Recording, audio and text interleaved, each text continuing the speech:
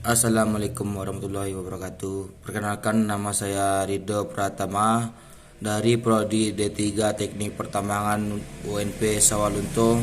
Saya akan membacakan tentang hukum peti di Sawalunto, itu penambangan emas tanpa izin. Yang pertama, penegakan hukum adalah proses dilakukan upaya untuk tegaknya atau berfungsinya norma-norma hukum secara nyata sebagai pedoman perilaku dalam lalu lintas atau hubungan-hubungan hukum yang ada dalam kehidupan bermasyarakat dan bernegara. Yaitu ada 3 contoh, yaitu unsur-unsur penegakan hukum. Pertama, struktur hukum. 2, substansi hukum. 3, kultur hukum. Dan materi pokoknya adalah penambangan emas yang dilakukan tanpa izin yang sering terjadi di Sawalunto, Kecamatan Kolo, Barangin, menimbulkan dampak negatif dari bagi lingkungan hidup adalah: pertama, sungai terjadi tercemarnya ikan pada mati. Penelitian ini dilakukan untuk mengetahui peningkatan hukum terhadap pertambangan tanpa izin, yaitu peti, oleh kepolisian sektor Kecamatan Kolo.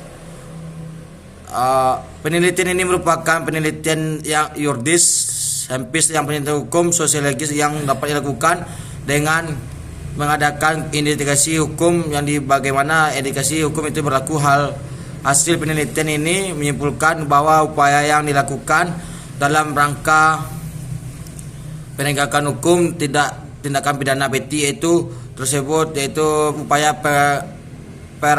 safety tidak efektif. Penegakan hukum peti oleh kepolisian sektor Kecamatan Kolo yaitu kurangnya pendukung saran dan pesanan kondisi baik antara pemerintah dan masyarakat yang kurang tegaknya hukum pada adat itu. Dampak positif dalam penambangan emas tanpa izin itu adalah ekonomi warga sekitar meningkat, dan dampak negatifnya pertama, sungai jadi tercemar, itu ikan potensi air berkeruh, banyaknya penambangan emas tanpa izin. Itu penambangan emas ada sekarang izinnya, yaitu pertama, pasal 13 Undang-Undang Nomor 2 Tahun 2002 tentang kepolisian mengatur bahwa ada tugas pokok kepolisian adalah memelihara keamanan dan ketertiban masyarakat, menegak hukum, dan memberikan perlindungan dapat dirumuskan sebagai usaha pelaksanaan.